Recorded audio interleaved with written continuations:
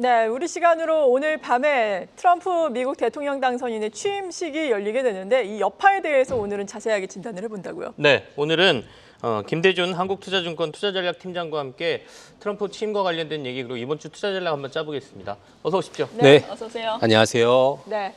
기대도 있고 우려감도 있고 일단 2기 행정부 출범에 대해서 전반적으로 어떻게 증시 측면에서는 판단을 하고 계신지 궁금하거든요. 네, 우려가 큽니다. 일단 트럼프 2기가 굉장히 조금 우려스럽고요.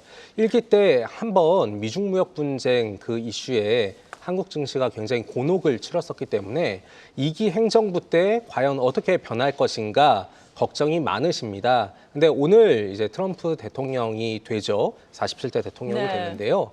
일단 행정명령을 한 100개 정도 한다고 미리 공언을 해놨습니다. 관련해서 여러 가지 이슈가 있는데요. 가장 먼저 얘기하고 있는 게 불법 이민자에 대한 규제가 있고요. 그리고 관세 부과 정책이 있습니다. 그리고 여기에다가 친환경 정책에 대해서도 조금 바꾸겠다 이야기를 하고 있는데요. 네. 뭐 예를 들면 바이든 대통령이 했었던 연안에 대한 시추 금지 이것도 우회하려는 그런 방안이 있고요. 파리기후 협약 탈퇴 이런 다양한 모습들이 포착이 될 겁니다. 근데 일단 이런 현상들이 나오게 되면요. 아무래도 물가를 폭증시키는 요인이 될 수도 있습니다. 왜냐하면 이민 규제 같은 경우에는 노동력을 줄이기 때문에 네. 임금 상승률을 불러일으킬 것이고요. 고관세 정책도 결국에 미국 입장에서는 수입 물가를 높이는 요인이라서 전반적으로 미국 경제가 물가 상승 압력에 다시 노출이 되고 그 과정에서 통화 완화를 하기가 좀 어려워지고 그리고 전반적으로 글로벌 증시도 그 충격에서 벗어날 수 없는 그런 환경에 직면을 할 것 같습니다. 네, 아무래도 여러 가지 변화가 있을 것으로 이 증시에는 좀 충격으로 다가오지 않을까라고 약간 보수적인 의견을 주셨네요. 말씀하신 대로 뭐 100여 개 행정명령 나온다 뭐 이렇게 얘기하지만 지금 시장에서 가장 관심을 두고 있는 거는 관세입니다. 이른바 보편 관세와 관련돼서 이게 정말 어느 정도 강도로 나올 것이냐. 일각에서는 순차적으로 할 것이다. 뭐 이런 얘기도 있긴 한데요. 어떻습니까? 일단 보편 관세가 현실화되면 우리는 당장 수출주들에 대한 걱정을 하게 되거든요. 네. 어떻게 영향력을 보고 계세요? 네, 일단 트럼프가 추구하고 있는 관세에 대해서 먼저 네. 조금 살펴봐야 될 것 같습니다. 보편 관세는 모든 수입 품목에 대해서 10에서 20% 정도를 관세를 매기는 것이고요. 여기에서 세부적으로 이제 캐나다나 멕시코에 대해서는 25% 관세를 부과하고 중국은 60%대 관세를 매긴다는 게 트럼프 2기 정부의 방침입니다. 근데 이런 보편 관세가 현실화될 경우에 한국은 과연 어떤 현상에 직면하게 되는가 굉장히 우려스러운데요. 관련해서 산업연구원에서 트럼프 2기 관세 정책에 대한 이 조사를 한 게 있습니다. 제가 그 내용을 조금 찾아보면 트럼프의 보편 관세가 시행될 경우에 한국의 수출이 최소 마이너스 9에서 그리고 최대 마이너스 13%까지 줄어들 수 있다라고 보고 있고요. 네. 그리고 이 중국에 대해서 고관세를 때려서 한국이 상대적으로 그 빈자리를 들어갈 수 있다고 하더라도 네. 워낙에 보편 관세에 대한 이슈가 크기 때문에 사실상 그 혜택은 크지 않아서 한국에 대해서는 굉장히 좀 불리하게 작용할 수 있다 보고 있습니다. 또 최근에 트럼프 행정부의 신임 재무장관으로 지금 선임이 된 스콧 베센트라는 사람이 있는데요. 이 사람은 이 탄소세 부과에 대해서도 언급을 하고 있기 때문에 네. 이 굉장히 탄소를 많이 발생시키는 산업들, 한국으로 보게 되면 뭐 철강이나 화학 이런 산업들이 있는데요. 아마도 추가적으로 가격 경쟁력이 훼손이 되면서 미국 내 시장에서 굉장히 판매율이 저조하게 나타날 수가 있습니다. 그래서 전반적으로 보편 관세 이슈는 수출 주도형 국가로 이제 자리매김한 한국에게 있어서 굉장히 좀 악재 요인이라고 보시면 좋을 것 같습니다. 네, 지금 우리나라 가뜩이나 내수가 부진한 가운데 대미 수출이 여기에서 또 차지하는 비중이라든지 또 수익이 감소할 것으로 예상된다고 하니까 이 불안감을 가질 수밖에 없는 상황인 것 같아요. 이런 가운데 트럼프 미국 대통령 취임 이후에 뭐 100일 내에 중국을 방문할 것이다. 정상회담에 대한 이야기 나오고 있는데 우리나라 같은 경우는 아직까지도 전국 불안이 있는 상황이잖아요. 외교적 공백이라든지 이것이 경제에 미치는 영향에 대한 우려는 없습니까? 네, 일단 외교 공백을 모든 분들이 다 확인을 하고 계시기 네. 때문에요.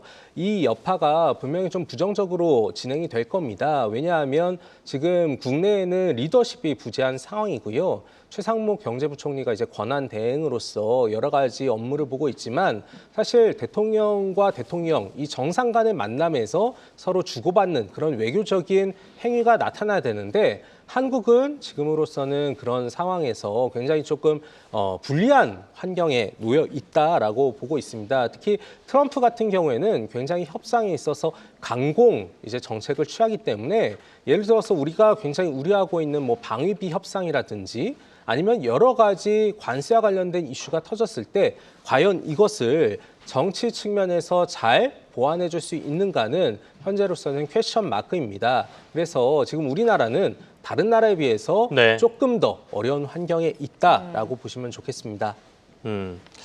이번 주 이벤트 다른 것도 좀 봐야 되겠습니다. 트럼프 취임식 이후에는 국내 주요 기업들의 실적 발표가 줄줄이 있습니다. 특히 이번 주는 SK 하이닉스 그리고 하나오션도 있고요. 또 4분기 GDP 잠정치도 나오고 그러는데 이런 것들에 대한 예측이라든지 시장 대응 어떻게 해야 될까요?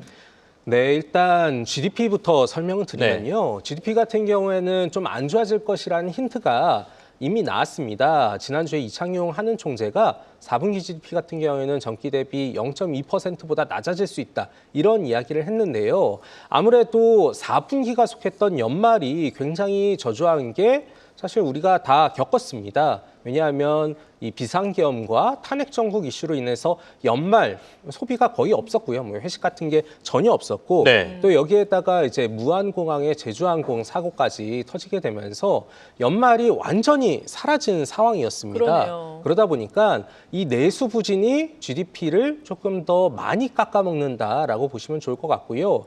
이창용 총재가 얘기한 것보다 조금 더 낮은 수치가 나올 수도 있고 어쩌면 GDP가 마이너스가 나올 그런 가능성도 배제할 수 없는 상황입니다. 그래서 한국은 내수가 굉장히 좀 부진한 그런 흐름이고요. 그렇기 때문에 1월에는 금통위가 금리를 그냥 동결을 했지만 2월에는 지금 인하할 가능성이 굉장히 높아졌다. 그리고 시장이 이미 그걸 반영하고 있다라고 보시면 좋을 것 같고요.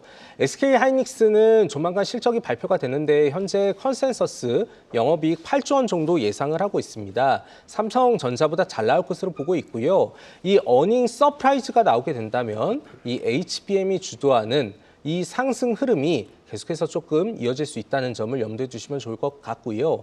하나오션은 영업이익이 1,600억 정도 흑자 예상이 되고 있습니다. 네. 2020년 이후로 처음 그러니까 대우조선해양이 하나오션으로 간 이후에 처음 나타나는 흑자 전환인데요.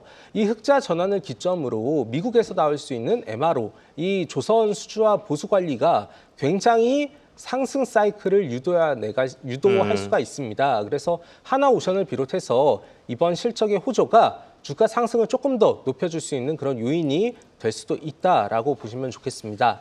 네, 자세하게 짚어주셨듯이 지금 내수도 부진한 가운데 앞서 말씀해 주신 것처럼 보편관세 부과라든지 탄소세 부과로 인해서 수출지에도 악재가 된다면은 증시 측면에서는 분명히 큰 악재성 요인이긴 한데 사실 지난해 우리 증시가 전 세계 글로벌 증시에서 거의 뭐 바닥권 수준이었잖아요. 수익률 측면에서는 이러한 부분을 선 반영을 했다고 보는지 추가 하락을 우리가 염두를 해야 될지 궁금하거든요. 네, 추가 하락은 당분간은 없을 것 같고요. 다행이네요. 아마 하락하더라도 2,400 코스피 기준으로 2,400이 굉장히 강한 지지선으로 그동안에 작용을 했습니다. 지금 연초 보게 되면 굉장히 낙관적인 모습이 나타나고 있는데요.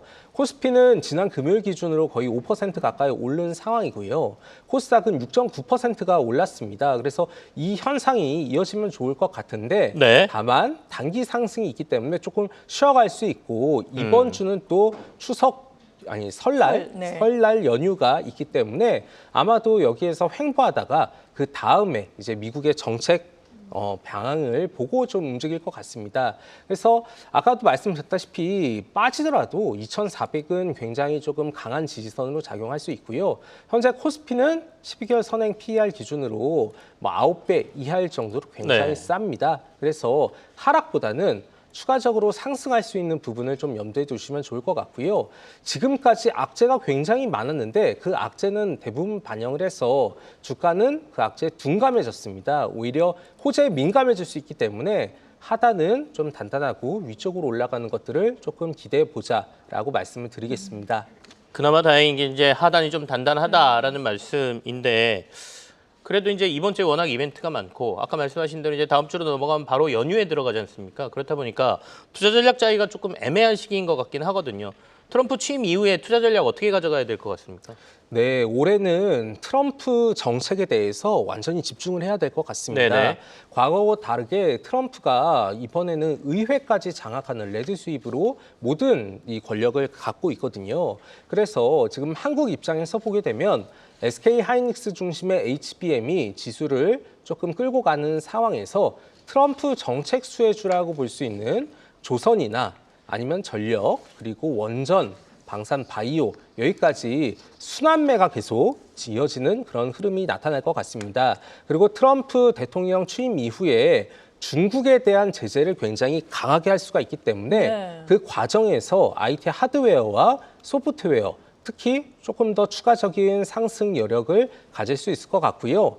방금 말씀드렸던 것처럼 HBM과 트럼프 정책 수혜주의 순환매가 아마도 올해 내내 지속될 수 있다라고 보고 있습니다. 네, 지금까지 한국투자증권의 김대준 투자전략팀장과 함께 이야기 나눠봤습니다. 감사합니다. 고맙습니다. 계속해서 다양한 경제 이슈를 알고 싶다면 구독과 좋아요, 알림 설정 부탁드립니다. AI 캐스터 권미정이었습니다.